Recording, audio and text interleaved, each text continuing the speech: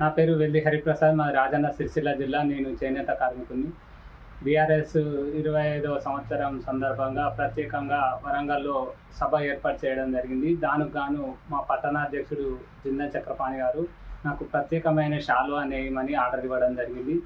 దానికి గాను silver Jubilee సందర్భంగా సిల్వర్తో పట్టు దారంతో నేయాలన్న ఉద్దేశంతో ఈ శాలువాను రూపొందించి నేశాను. ఇందులో కాకతీయ కమాను మరియు కేసీఆర్ గారి ముఖ చిత్రం, విజయ చిహ్నం చూపించే ముఖ చిత్రం మరియు రెండు పక్కల సిల్వర్ జూబ్లీ అని వచ్చే విధంగా పొందుపరిచి దాదాపు 5 రోజుల పాటు శ్రమించి ఈ శాలువాను నేసినాను. ఇది ఈరోజు కేసీఆర్ గారి సభలో ప్రత్యేకమైన శాలువాగా అందించనున్నారు.